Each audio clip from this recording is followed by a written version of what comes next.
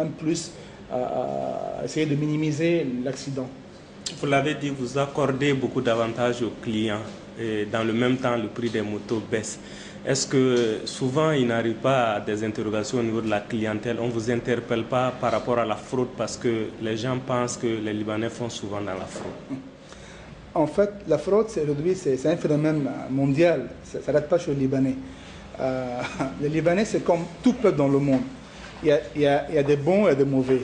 Il y a des bons et des mauvais. Malheureusement, en général, comme on est, je peux dire que, malgré que je dis que nous, on sent que les Libanais sont eux aujourd'hui, mais quand même, comme on est des étrangers, et quand effectivement tu as quelqu'un qui vient de l'extérieur, qui fait une erreur, alors tu vois, on va plus grand.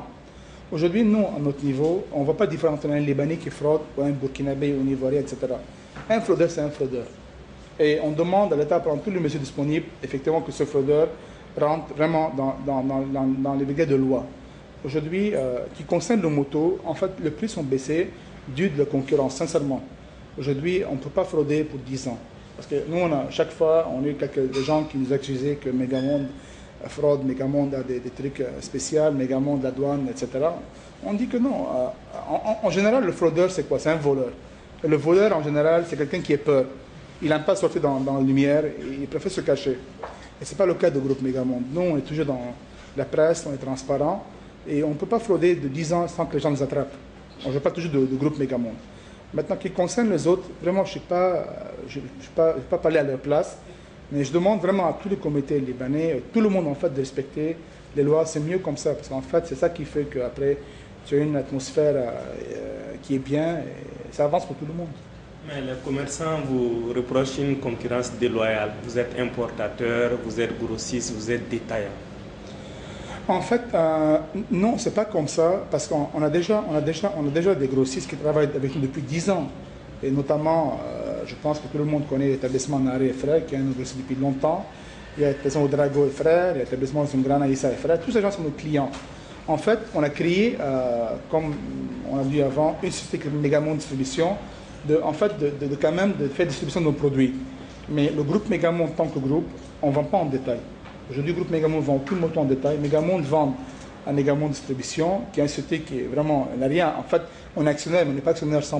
On a quand même des gens qui sont dedans, plus nos autres grossistes. Mais aujourd'hui, je pense que les gens, c'est le vice-versa. Parce qu'il y a des gens qui rapprochent, pourquoi Megamonde de moto plus cher chez certains de nos clients. Et c'est le cas en fait.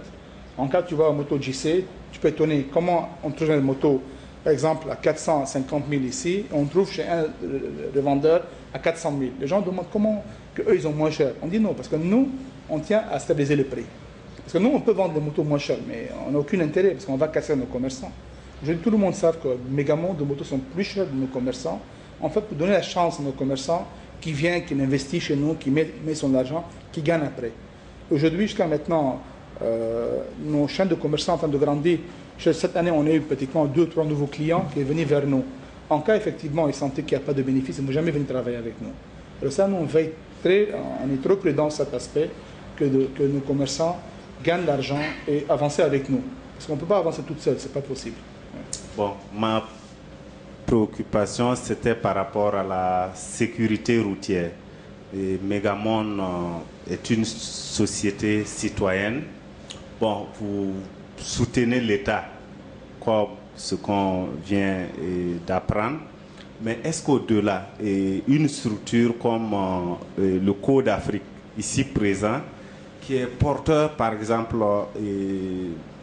d'un plan d'action sur la sécurité routière, est-ce que vous n'essayez pas souvent ou vous n'avez pas essayé l'expérience de signer un partenariat avec une structure associative comme ça? C'est une très bonne idée. Nous, on est ouvert vraiment à tout genre de partenariat dans l'optique de développer et avancer. Et nous, on est une société qu'on pense toujours, on croit vraiment dans le partenariat. Parce qu'en fait, sans partenariat, on sait qu'on ne peut pas avancer. Aujourd'hui, un main ne peut pas applaudir toute seule, il faut qu'il y ait 2 mains pour applaudir. Nous, on croit déjà dans cet aspect de choses et nous, on est ouvert même à votre association, avec grand plaisir de travailler avec vous, même avec des autres. Mais en fait, quand même, on a beaucoup de recours, on a beaucoup de partenaires, mais en fait, on ne veut pas à chaque fois médiatiser. on fait quand même des relations avec des associations, mais c'est pas chaque fois on accepte de médiatiser, parce qu'en fait, on essaie de médiatiser où nous, on sait que c'est important de médiatiser. Mais des fois, on a beaucoup d'œuvres sociales qu'on vraiment, on ne veut même pas médiatiser. Parce que des fois, on aide parce qu'on sent que c'est une obligation de Dieu et de société qu'il faut qu'on aide les gens pour avancer ensemble. Et aujourd'hui, nous, vraiment, on est ouvert avec grand plaisir d'avoir une partenariat avec vous. Je voulais un peu revenir sur le CMC, parce qu'aujourd'hui, on a l'impression qu'il y a un accord qui est établi, si je peux le dire ainsi, entre le groupe Megamonde et la DGTM ou la douane, à telle enseigne que les clients sont rassurés à l'achat de la moto, qui n'ont aucun problème quant à une éventuelle difficulté liée soit à l'immatriculation ou à la carte grise. Et du même coup, nous constatons que lors des sorties des opérations de la douane, ces mêmes motos sont mises dans le même sac que les autres motos. On voudrait savoir, à votre avis, qu'est-ce qu'il y en a, qu'est-ce qui provoque ces genres de difficultés et des désagréments au niveau de la clientèle?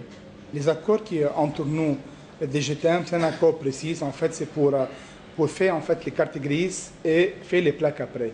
Mais en fait, on n'a aucun accord avec le service de douane qui dit que nos motos ne doivent pas être attrapées. Parce qu'en fait, ce n'est pas nous seulement qu'on est responsable. Parce qu'on a eu des cas quand même, je vous dis que dans nos bureaux, on a des CMC depuis 5 ans, 6 ans, que le client ne vient même pas réclamer le papier. Et quand la police sort, la douane sort, il ne faut pas de différence entre X, Y, Z. Il sort pour effectivement vérifier le papier. Et je peux vous